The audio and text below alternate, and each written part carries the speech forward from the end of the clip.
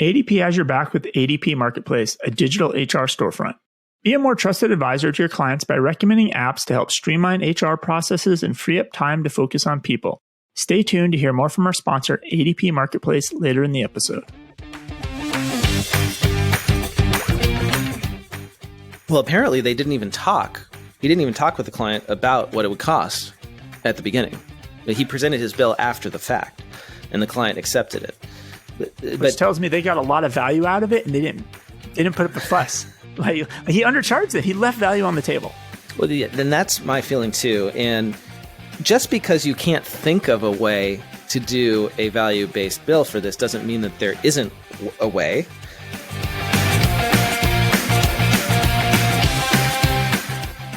This episode of the Cloud Accounting Podcast is sponsored by ClockShark. ClockShark is the leading GPS, time tracking, and scheduling system built for local construction and field service companies that want a simpler way to track time, run payroll, and understand job costs. With the capabilities of crew tracking, scheduling, job site geofencing, teams and project segmentation, automatic labor allocation, budgeting, and reporting, ClockShark has built a robust mobile time tracking system to handle the unique challenges that face your clients. With ClockShark, your clients can keep accurate records like overtime, paid time off, unpaid time, hours per job and task, as well as the crucial data needed for certified payroll. With the integrations ClockShark has, you'll be able to connect to one of many ADP payroll platforms through ADP Marketplace and process payroll in minutes with a click of a button. ClockShark's pricing starts at just $6 a month per employee. Head over to cloudaccountingpodcast.promo/ClockShark. That is cloudaccountingpodcast.promo/CLOCKSHARK.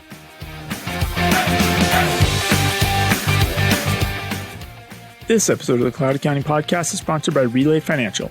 Wouldn't it be great if you could open a new business bank account 100% online without having to go to a physical bank branch? Relay is a 100% online bank that is 100% focused on small business. With Relay, you can effortlessly collaborate with team members, manage payments, and issue corporate cards, all from a bank. Accountants and bookkeepers love Relay because they get a partner portal, can manage staff access without compromising security, and enjoy enriched direct bank feeds to QuickBooks Online and Xero. To sign up in less than 10 minutes and enjoy stress-free banking with no monthly fees or monthly minimum balances, head over to cloudaccountingpodcast.promo/relay. That is cloudaccountingpodcast.promo/RELAY.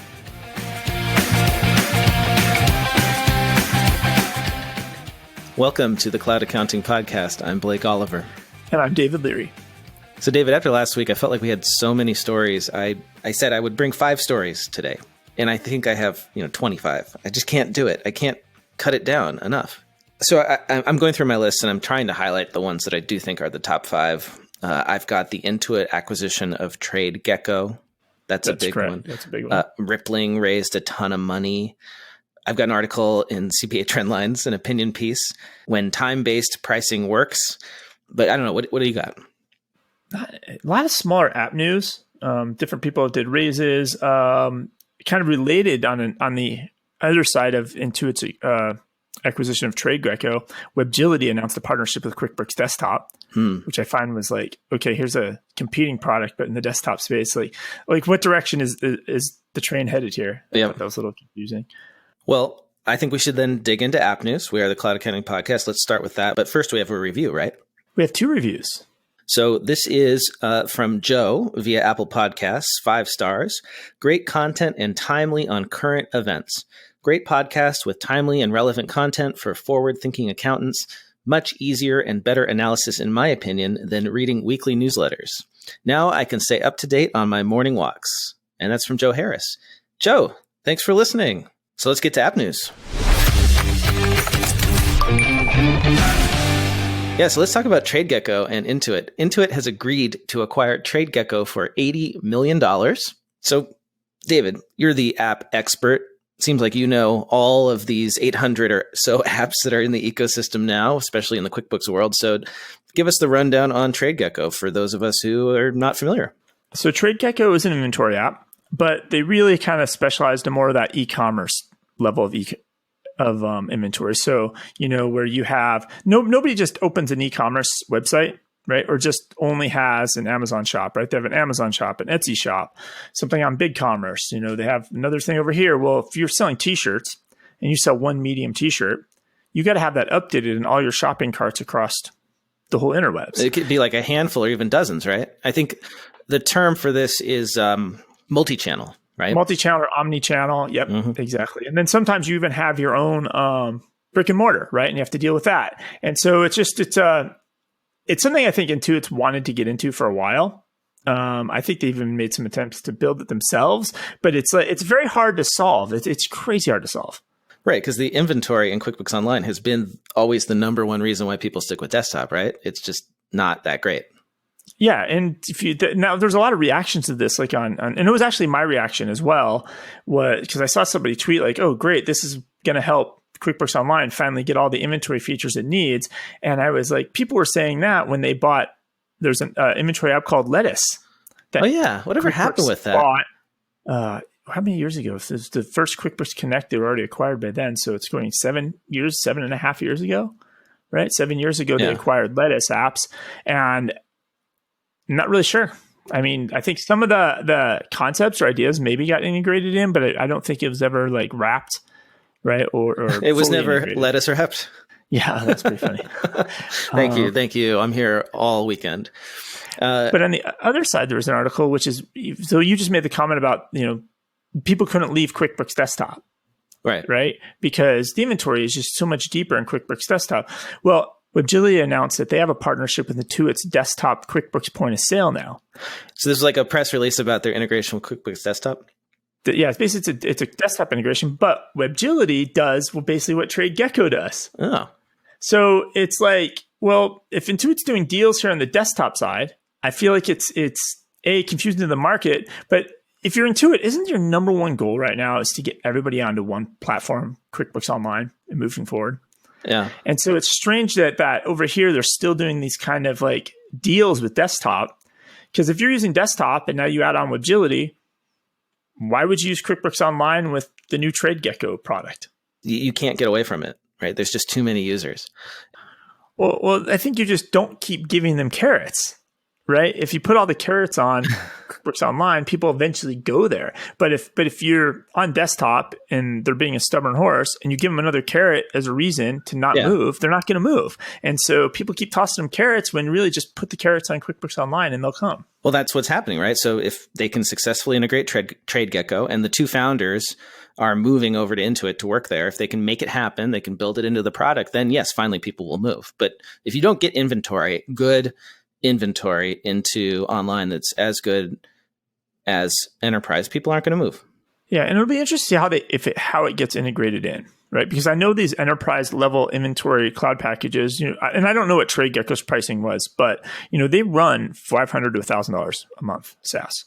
These heavy duty inventory packages, and it'll be interesting. Will this get integrated into the UI, or is it going to be more of in the same? When Intuit acquired the backup program, Chronobooks. Yes. Right. And it's kind of like just an add-on. It's almost like they're taking a bunch of add-ons and they're bundling it as a full-blown price. And or is it going to be a kind of a standalone app that gets iframed in, or is it going to actually be part of the actual QuickBooks online code base? That is not clear. And is it going to be part of Advanced, or will it be part of Pro and the other editions? Because I saw another announcement about QuickBooks Online. QBOA Advanced is going to include Bill.com, like the full functionality of it integrated into QBOA, which is interesting to me because, David, your company, Melio, is now the bill pay for, it seems like, all the other editions. Is that what's happening here? Is they're splitting it up? That I'm not very clear about, because I think we're in QBOA Advanced as well. Melio is, so I'm not totally clear on that. I saw that press release. I'm not totally understanding what that is. It's almost like, and even Xero, right? When they bought HubDoc, they're starting to integrate apps in, which makes you wonder, like, okay, are we starting to see a closed ecosystem now versus, the last 6 to 8 years? Even when I was in Intuit, we were building an open ecosystem, right? To where apps are starting to be purchased or functionalities being built into the accounting software. Or is it where things are going to be built in, but there's still going to be multiple players? It's not really, it really feels like things are in transition from the previous model of the last 6 to 8 years where it was QuickBooks Online and just add-ons. Yeah, we'll see. It's getting gray. Well, people need help, right? I think that's what this is designed to do, is just give people a solution. I mean, hopefully they won't eliminate the other options.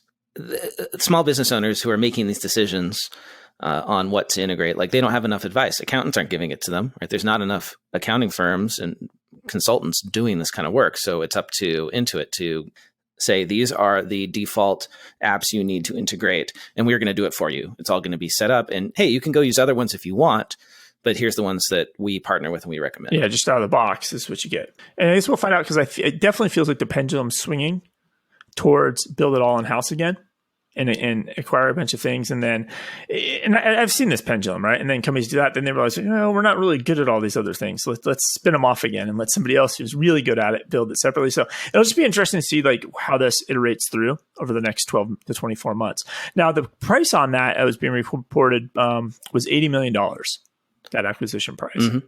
And so remember last week when we talked about OnDeck, and they got acquired for like $90 million? Yeah, one of those online loan companies. Online loan companies. So Kabbage, which is a competitor to OnDeck, they might be seeking a sale. And they think they want up to $1 billion. So when we talked about Kabbage, had a little rough time with the downturn. They laid off like 600 employees. But what Kabbage did, so Kabbage exploded. They really did a good job partnering with the community banks. And they helped 270,000 applicants get $6.5 billion in PPP loans. So they got a piece of that action. Right. But the bump, they're saying, could just be a one-time thing because it may not be sustainable, because Kabbage apparently hasn't resumed handling non-PPP loans. Interesting. So their core function, I know they spun up that little small business bank thing they're trying to get off the ground, right? But their core function of giving just normal small business loans, they're not in that business right now. So it kind of feels like if OnDeck was only sold for $90 million, is Kabbage really going to get $1 billion? Like either OnDeck completely was undervalued and sold for nothing. And I think you said even like 2 years before, OnDeck's value was $2 billion.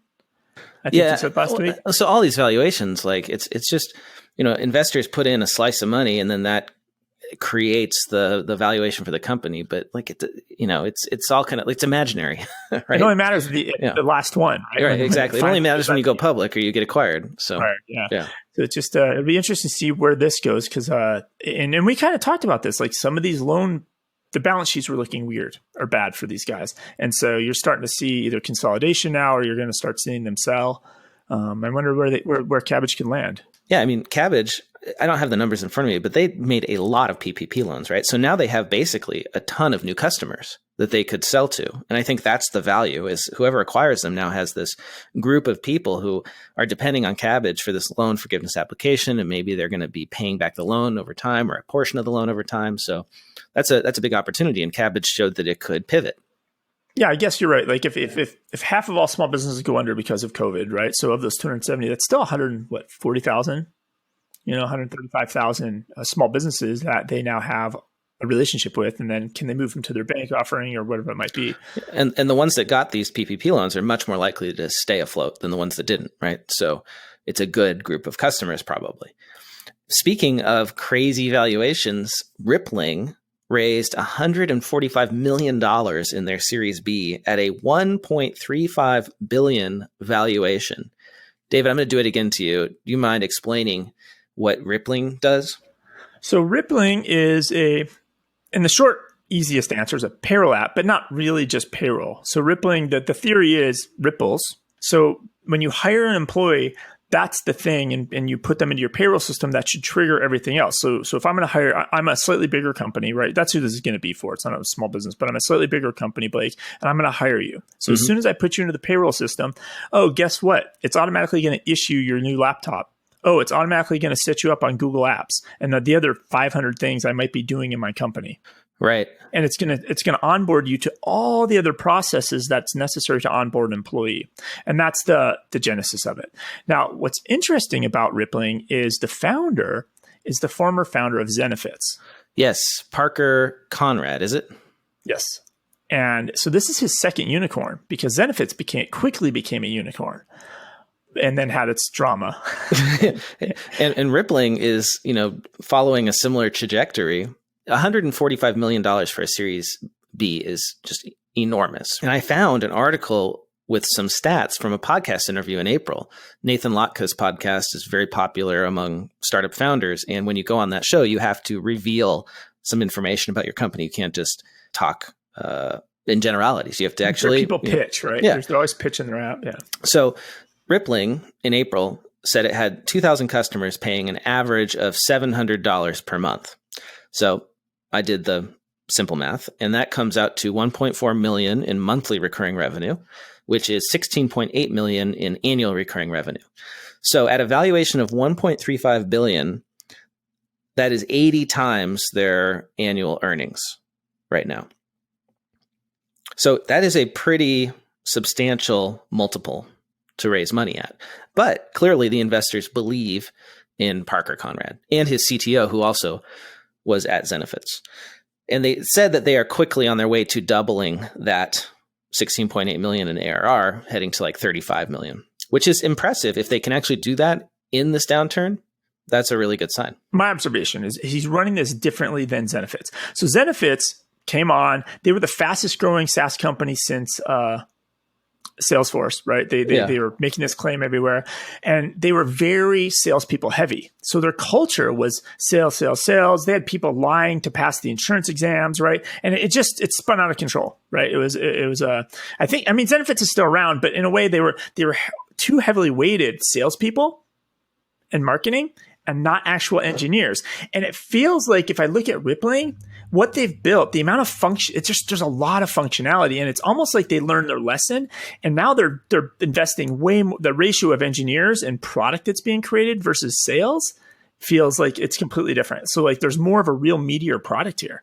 And it's a really unique approach to payroll HR in that they're designing a payroll HR information system. That, I guess that's the technical term for it, is HRIS, Human Resources Information System, where this is everything about your employees, not just how much they make for payroll purposes, but also everything else you need to do to onboard them, and then execute those workflows through integrations with other applications. So like you said, when I hire Blake on his first day, automatically provision him a Google Apps account, automatically put him in Okta, automatically add him to Bill.com or Xero or all of my other apps. I mean, this was a problem for me as a cloud accounting practice owner. When I got a new bookkeeper on staff, I had to add them to like 12 different apps, and it took my entire morning.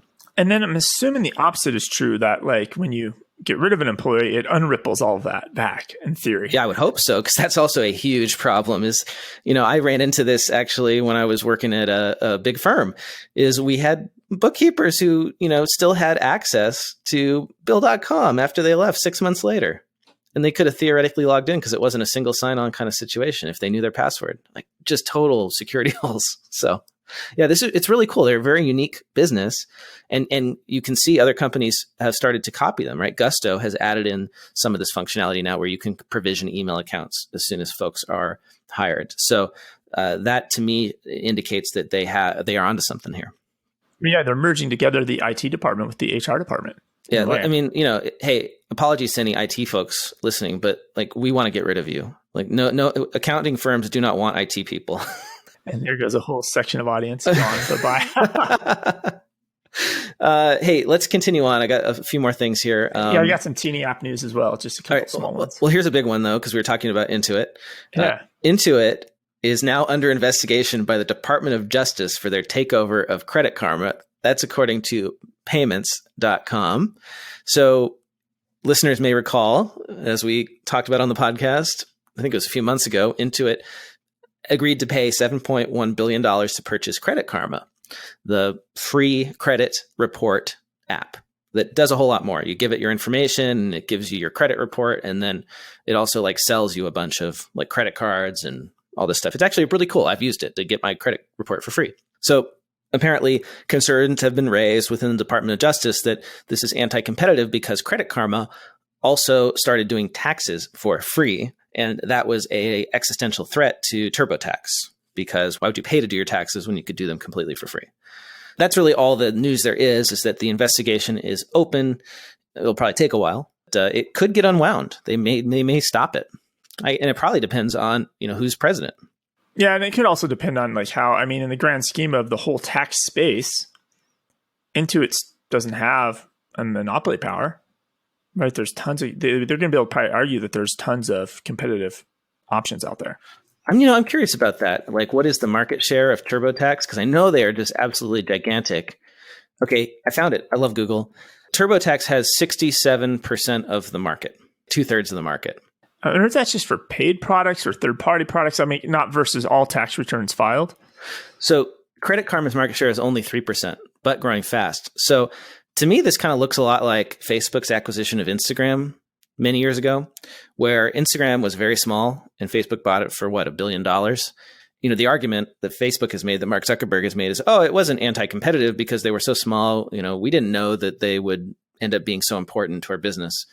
But look, you'd be kind of stupid not to do this. If you were into it and, you have this threat coming, why wouldn't you extinguish it when you could? The market share thing or the percent, you have to look at all tax returns, I think. And same thing with like QuickBooks. Like, yes, QuickBooks Desktop dominated, right, in the late 90s, 2000s, right? And I think QuickBooks Desktop at one time was pushing 92% market share.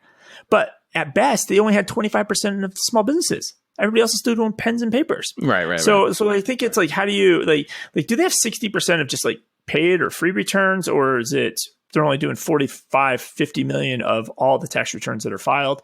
Like, I think it's there's plenty of options in competition out there. So I don't know, but I get they have to look into it. Like, they should be looking into all these major acquisitions like this. You ultimately for the consumer. I have something interesting with Jobber. So Jobber, they are, think like lawnmower guys, no plow drivers, right? Those types of services, really small field service type jobs, maybe a pool guy, right? Mm-hmm. So Jobber is software for that, but they've gotten a deal with Stripe, and they're going to offer real-time access to funds.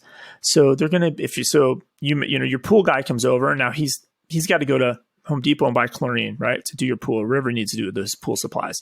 He'll charge you through Jobber, and they're using Stripe, and it's going to be in his bank account in seconds, even on non-business days. So all this real-time deposits thing is getting bigger and bigger, because we were just talking about this last episode. Yeah, which is huge. Like, if you think about, like, from the use case for like a contractor who's just doing these small jobs by jobs, like, they can't float customers. Like, you can't float a customer, especially if it's a one-time job and they may not pay you later on. Yeah. And you just bought the supplies for their job. I think it's a big announcement from the spirit of it, right? Of what this means for contractors. So as I think you can infer just from our discussion here, the cloud is doing really, really well in the pandemic. The fact that Rippling was able to raise all this money in the middle of the pandemic, that TradeGecko is getting acquired, cloud is doing great. And we got some numbers in a big picture sense from the Wall Street Journal. Cloud spending worldwide is up to $34.6 billion. $34.6 billion on cloud technology worldwide among all types of businesses. That is 11% higher than last quarter and 30% higher than the previous year. So this is one of those areas that is doing really well. And it's obvious, of course, right? We're all working from home. We can't go to the office. We can't sit around and maintain servers. Like, it just has to happen. Now, one company, though, that didn't do so great is Rackspace. Are you familiar with Rackspace? They're like they kind of have declined in recent years, but former competitor to Amazon for web hosting. I think Xero used to be on Rackspace, and then they migrated over to Amazon Web Services. Ring a bell? Yeah, because I want to, basically I'm renting a machine from them, if you want to call it that. Right. But I'm responsible kind of for putting the software on that machine, spinning it up, maintaining it. I can run a virtual server, right? Or I can actually have a full server. Yeah. So they had an IPO. This is actually their second IPO. I guess they had an IPO years ago. They went private. Now they're back going public. They had priced their shares at like $20 or something, and they fell 20% right away.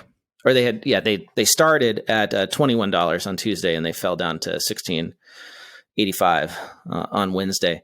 What's crazy is how much debt they have. Right? So they were taken private by Apollo Global Management in 2016 at a deal valued at $4.3 billion.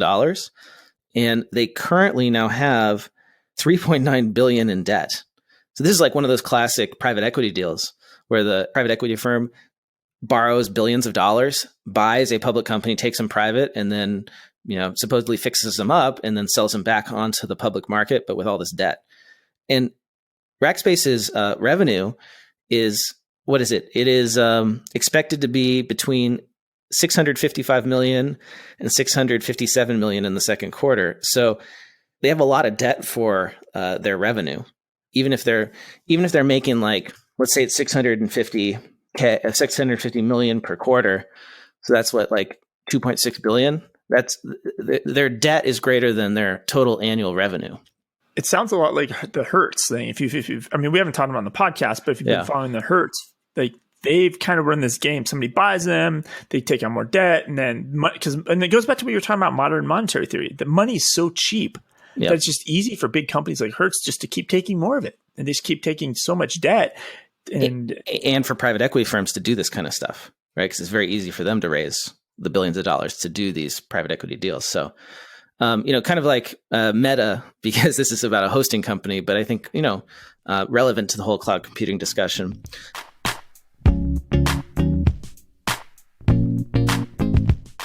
This episode of the Cloud Accounting Podcast is sponsored by ADP Marketplace. How can you be a more trusted advisor for your clients as they face new challenges? By recommending solutions from ADP Marketplace, ADP's digital HR storefront. With ADP Marketplace, clients can try, buy, and implement highly rated HR apps that can share data with ADP. With secure data integrations, it's easy to streamline HR processes and adapt to new business needs. Help your clients discover new ways to recruit and onboard employees, boost performance, offer unique financial wellness benefits, and much more. And with integrations for popular business software like Expensify, PayActive, Slack, and ClockShark, clients can add value to the tools they already use by simply and securely connecting them to ADP. Have clients in field service or construction? ClockShark can help them track time to quickly and accurately run payroll, all integrated with ADP. Visit ADP Marketplace at apps.adp.com or right from your Accountant Connect dashboard. Not set up with Accountant Connect? Sign up today. It's free. Head over to cloudaccountingpodcast.promo/ADP. That is cloudaccountingpodcast.promo/ADP. ADP has your back with ADP Marketplace.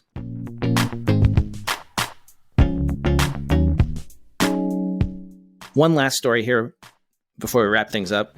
And I have one too. So okay. Two last stories. Two last stories here. So Square had amazing results. They posted $1.92 billion in revenue, which is a 64% increase in total revenue year over year in its Q2 earnings. Now, one piece that's really interesting about that, a ton of that revenue, 45% of their total revenue was from Bitcoin transactions. So the Square Cash App, David, you've talked about this on the show. Yeah. You can transact in Bitcoin on the Cash App. You can use your Cash App balance to purchase Bitcoin. You can transfer it to people. You can convert it back into cash.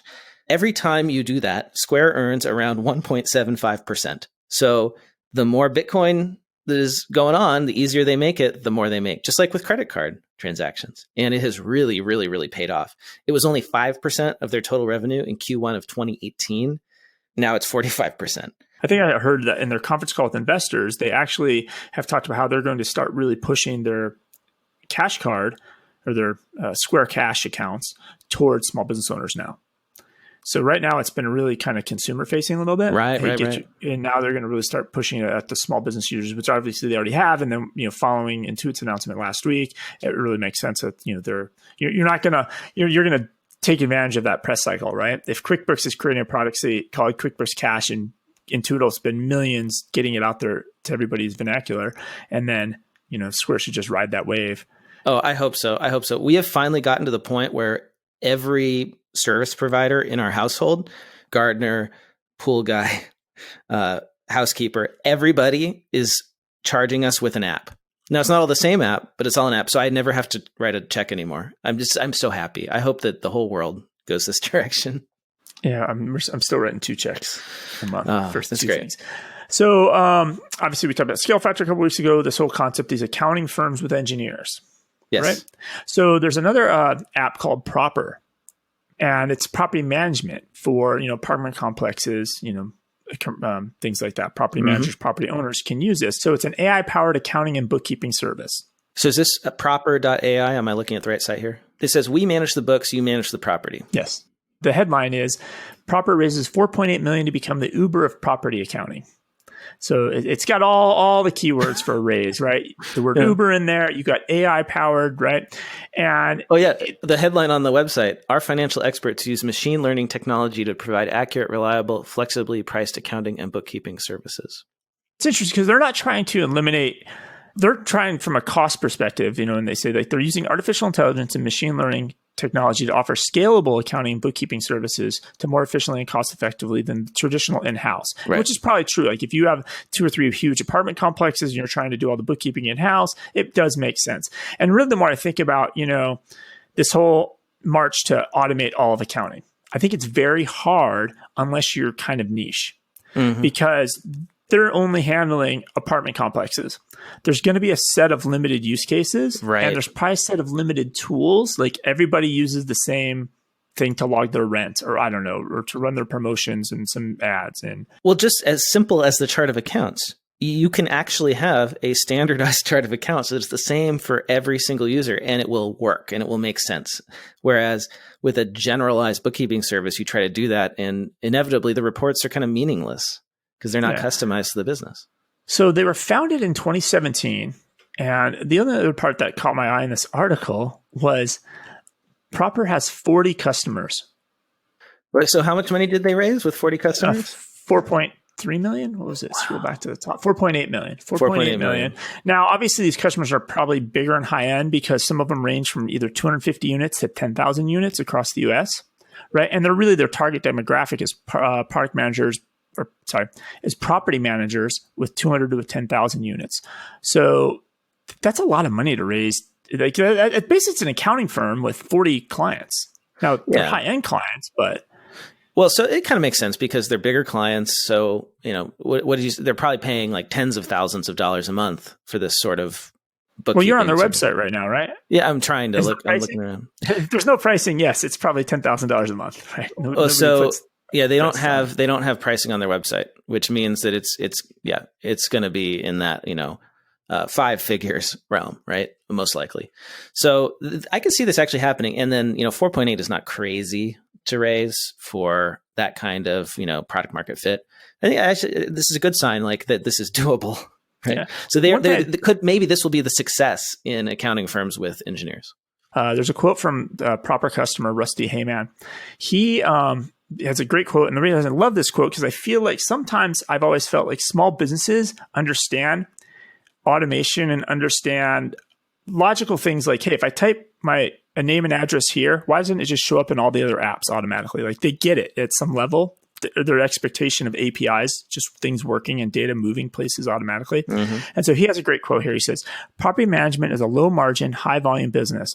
All these companies who are not using some sort of AI for routine tasks will be left behind. So there's this big disconnect between what thought leaders are putting out there about AI and natural language processing and voice assistants and chatbots and whatnot, and what business owners actually need. There's this huge gap that we still have to fill when it comes to actually just getting them the information they need, and then also integrating all their apps together. I think that's the biggest problem, is this lack of integrations. And this is probably why Rippling is doing so well, is we all want everything just to happen. Right? We don't want to key in data multiple places. And this is not like something that requires artificial intelligence to do. It just requires like workflow and integration. I agree. I mean, we've hit 2 of the biggest tools we use to get the podcasts out the door. We use Zencaster and we use Transistor.fm. And both of them I've been hitting up for a year. When are you going to have integrations to Zapier? It doesn't seem like much, but like it would be nice if I could just trigger the podcast to be set up so we just walk in and record, and then trigger links and things back over to Transistor. But there's not there. But the expectation, like I want them to all work together, like because a lot of times it's me copying and pasting over and over and over again. So I lied, David. I have one more tech story. Another app story. This is actually a fun story. It's not like a cloud accounting app story, but it is about Microsoft Excel.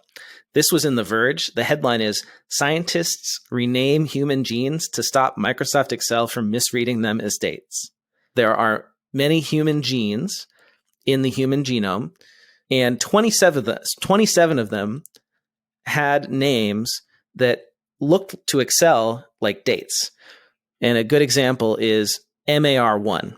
Okay, I got you. And I'm following. Got it. So there's a gene called MAR1, or it used to be called that. And if you type that into Excel, Excel automatically converts that into the date, March 1st. And so this apparently has been causing problems for years, where researchers would be typing in this information.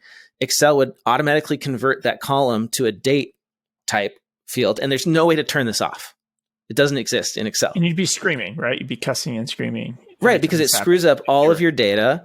Even if you do it correctly, and then let's say you export your data set into CSV file and somebody re-imports it into Excel, Excel will automatically format all those cells as dates. So it's been causing lots of issues.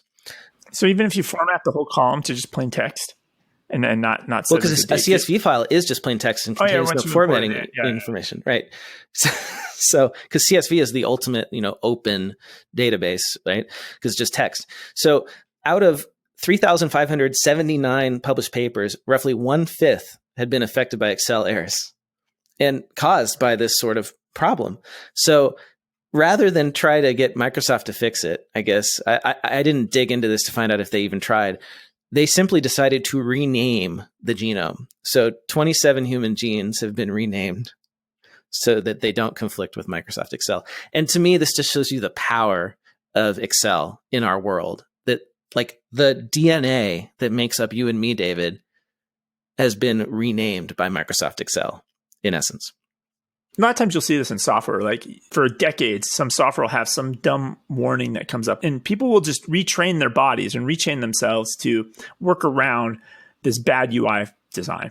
And so like, this is the ultimate. Like people are just completely working around an Excel problem by like completely renaming their data, which is insane. Like it's the ultimate workaround.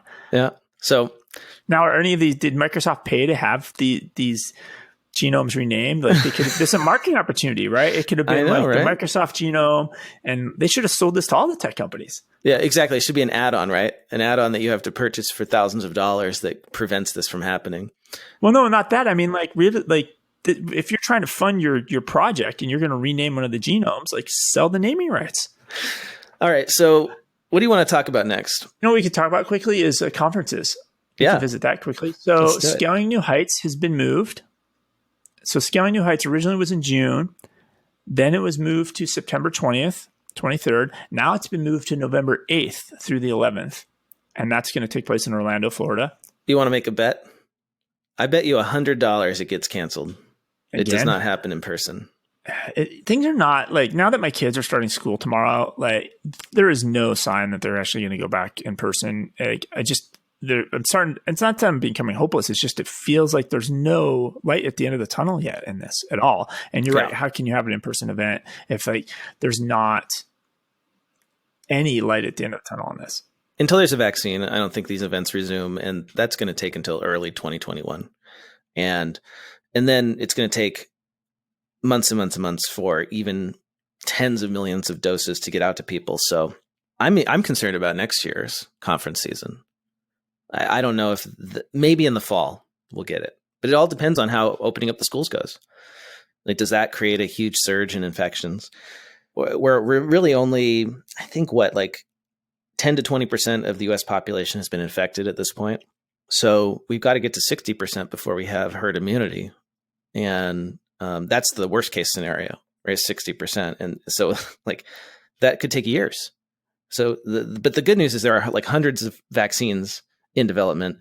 And so with that many shots on goal, as I think Fauci uses that analogy, it's very likely that one or actually dozens could work. So I'm optimistic for next year, it starting to become less of a problem. And then by 2022, we're back to normal. I mean, that would be, I don't know, is that too long? I hope that's not depressing. It is a little bit. I really miss everybody. So, Sorry, on the other hand, though, so Xero, who canceled all their Xero cons that they had planned for 2020 across the world, they've started something new. It's going to happen this September 14th through the 17th. It's called Xero On Air.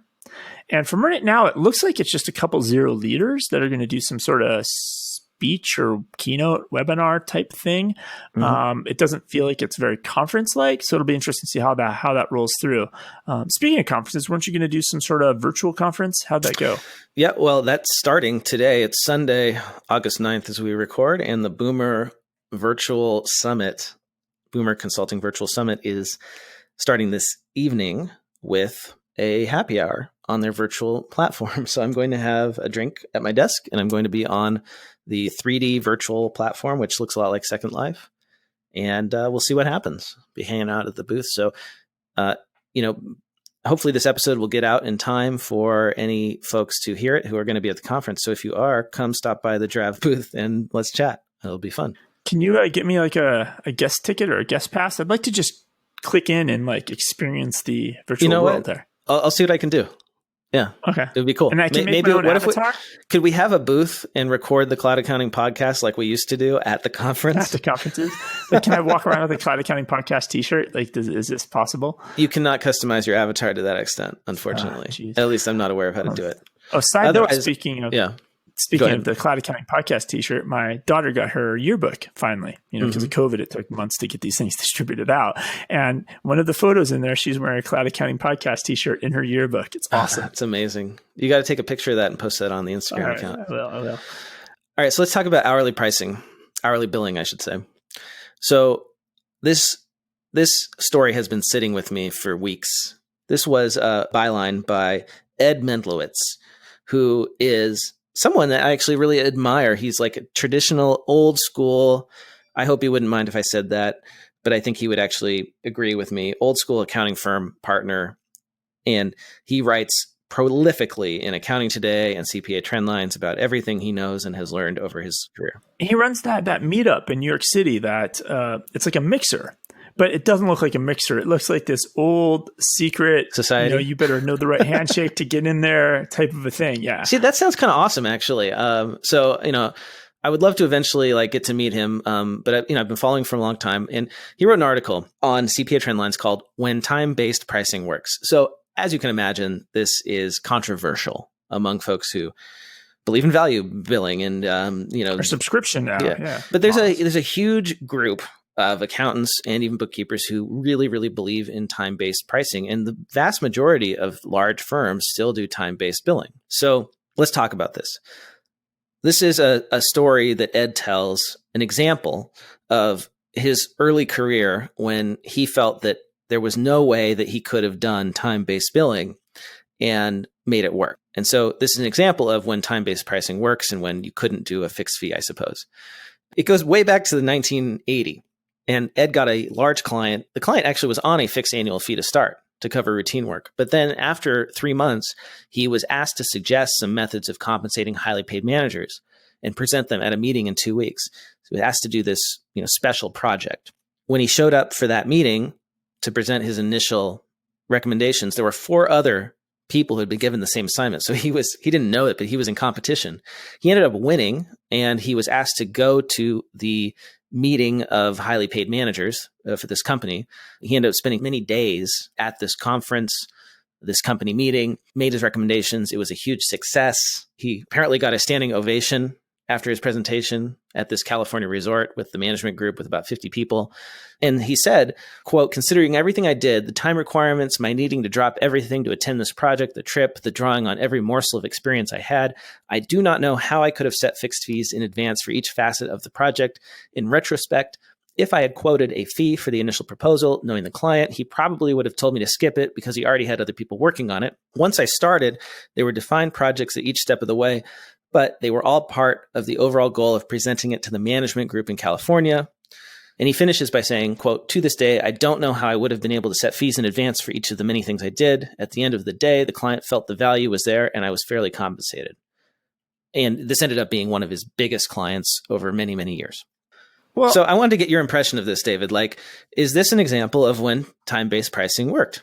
What I don't like about this example is it's on the premise that he got the job. Because if one of the other people that were competing for this work possibly provided a quote to the customer that was value-based, they might have got the job.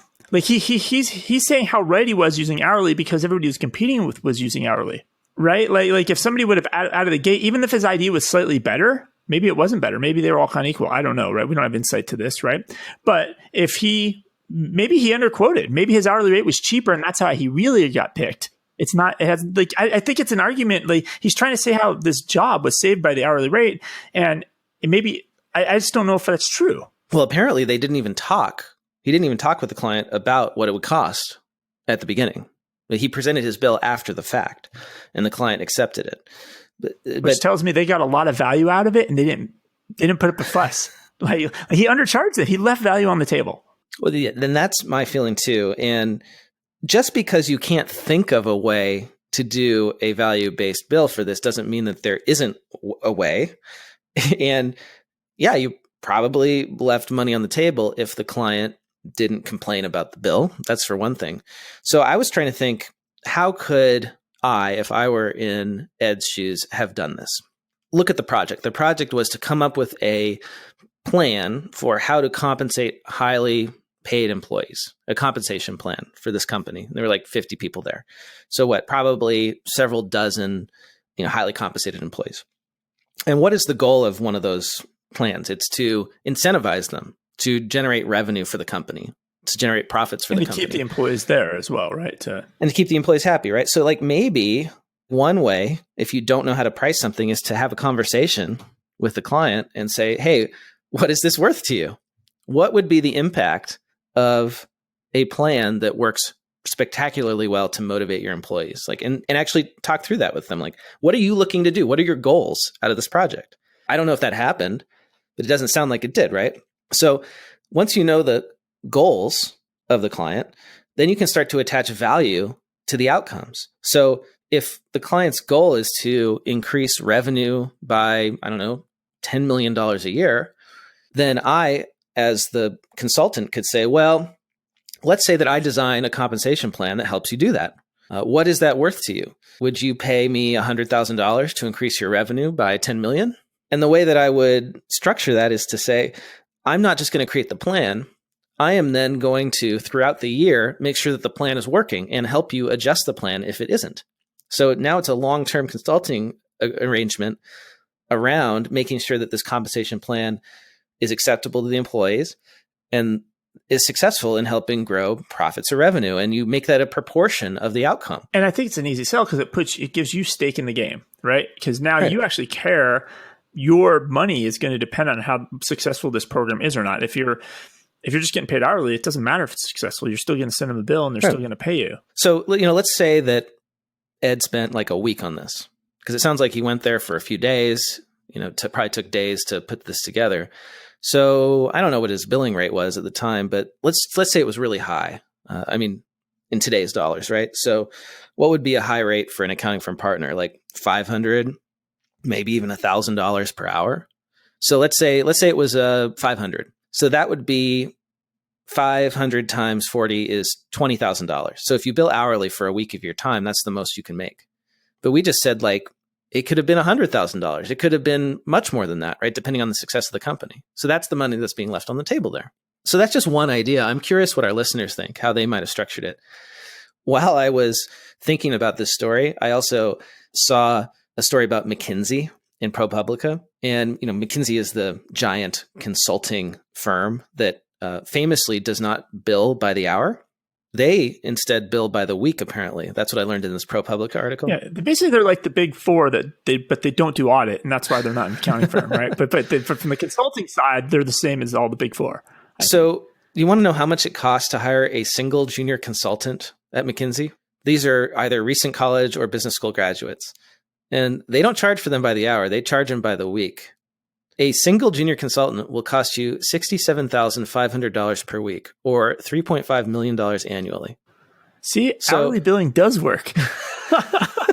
Well, they're not billing hourly, right? They're billing by the week. And I assume that they're also able to charge that much because they're promising outcomes.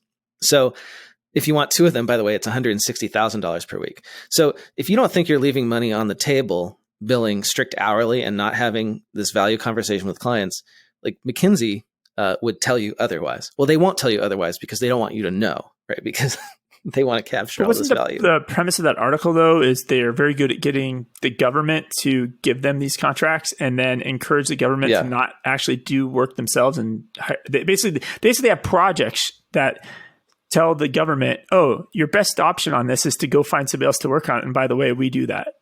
Yeah. In other words, like McKinsey has profited greatly off of shrinking government because government then outsources a bunch of stuff to them and they charge exorbitant fees. Yeah. So, maybe not the best like ethical example of value-based billing, but hey, value-based billing is not right or wrong. It just has an outcome. And if you want to make a lot of money, you should probably be doing it. So, so that's my hourly billing story. Like, hey, I want to hear from listeners. Tell us what you think about this. I love having this conversation. If you disagree, if you think hourly billing would have been better in the situation, let me know. If you have a different way of doing it, let me know. All right, moving on. David, I don't want to monopolize things, but I do want to talk about work from home before we go. Oh, that's a perfect transition. I will. Okay. My story, in a way, has to do with work from home. Let's talk about your story. Okay, so this is actually a podcast I listen to. It's the Rootworks podcast with Darren Root and then his co-host John Mitchell, who I think is somebody who works at his firm. And Rootworks got acquired by Right Networks recently, but they do a weekly podcast. Not even a weekly. It's like whenever they feel like it, maybe podcast. And it's just kind of that sounds really nice. It's kind of them decompressing a little bit and talking about leadership and transitions in their firm and these types of things. But this episode that we'll put in the show links to, they really had some major views of the world changing because they basically are firm owners, right? They're now entering their mid to late 50s, prioritizing of work and just how eye-opening it is for them working from home. And they're going through this journey just like everybody else is. And what they've discovered is many times, and I get this too, right? You'd stay in the office and you'd be working from 9 a.m. to 5 p.m., right? You go home and then you really have to cram and get the stuff you wanted to get done from 7 to 10. And so they're adjusting their day where maybe in the middle of the afternoon, they were going to get work done anyways because their creative juices aren't going to work. And they go for a bike ride or they go fishing or whatever it is, right? And then they just do their 7 to 10 and they're just as effective as they've ever been. And just so it's really their observations is kind of, I don't know if firm leader is the right word. He has a kind of an accounting firm, but he really has like a suite of accounting firms they coach. Like they're part of a Rootworks club, right? But it's a similar kind of structure. It's a consulting firm. Yeah. But it's very eye-opening their observations and just to hear him be open and honest about this change of his opinions on working from home and how it's affected him personally and emotionally. And I just thought it was a really good listen. And so we'll put that in there. Yeah. So on that topic, the National Bureau of Economic Research came out with a study quantifying how long is the work day now that we're working from home and how many meetings are we having and how long are those meetings? So can I guess some numbers now we can move along the way? What's that? You want to guess some numbers along the way?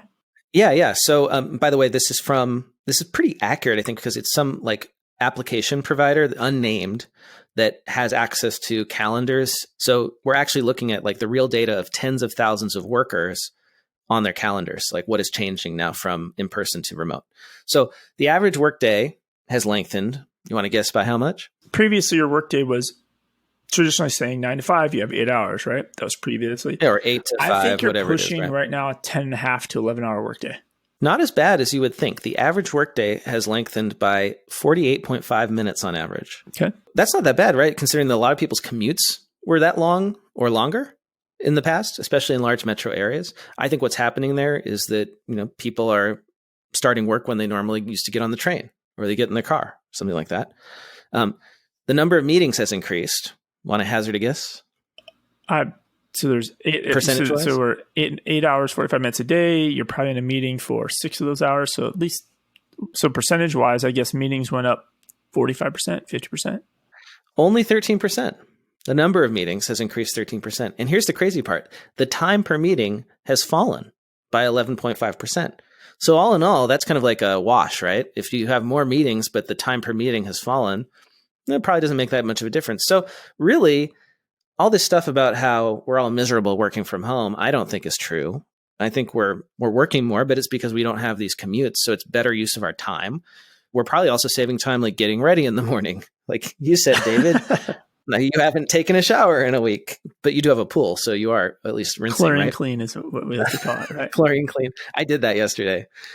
We're saving time in the end, and I find it much easier to focus working from home. So that's the stat there. I'd be curious to know what our listeners think here. I think probably most of our listeners do already work from home, given that they're cloud accounting folks. And why not, right? If you're in the cloud.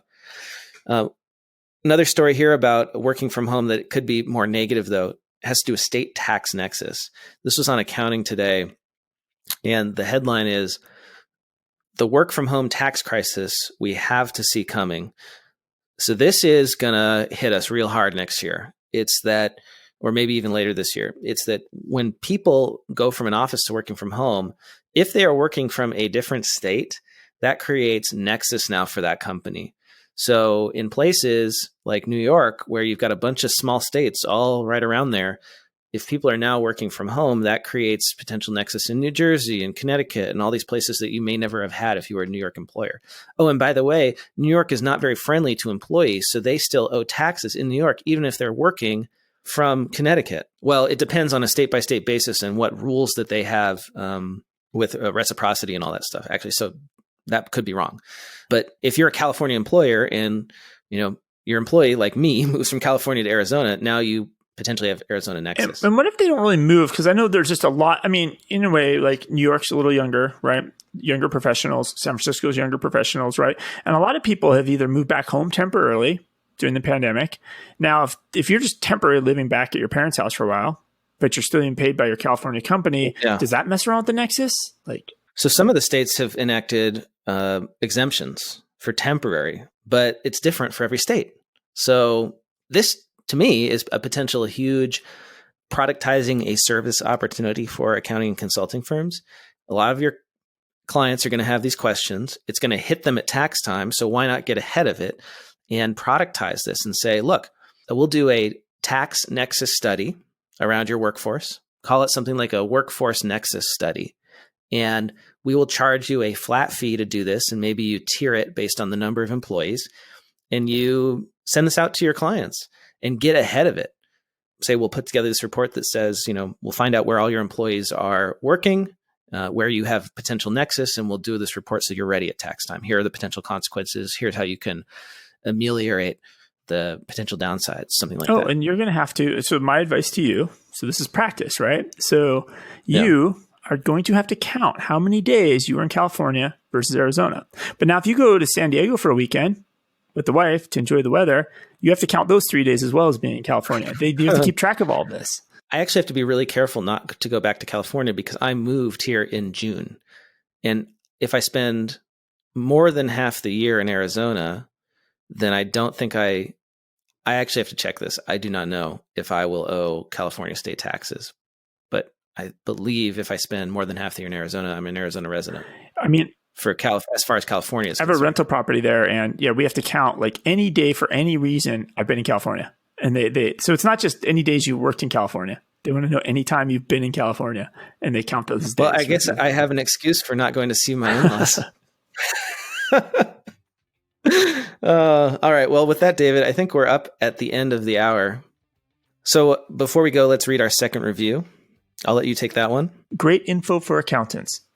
The Cloud Accounting Pod is my go-to source for all things cloud accounting. As a cloud accountant and firm owner, I feel like Blake and David really are in my corner making sure I have the info I need to do my job better.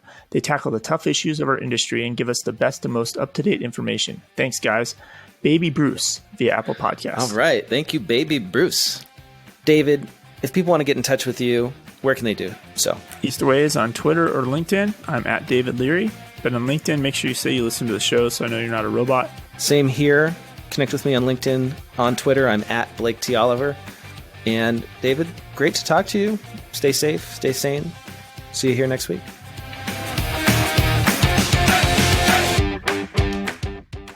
Time for the classifieds. Still sending spreadsheets of unclassified expenses to clients? With Client Hub, automate this process and get client answers instantly. Client Hub is a client communication platform that helps you consolidate client communication, securely share files, and instantly get answers and much, much more. Get started today with a free trial at clienthub.app and enter promo code CAP25 for 25% off your first 3 months. Client Hub, frictionless client communication.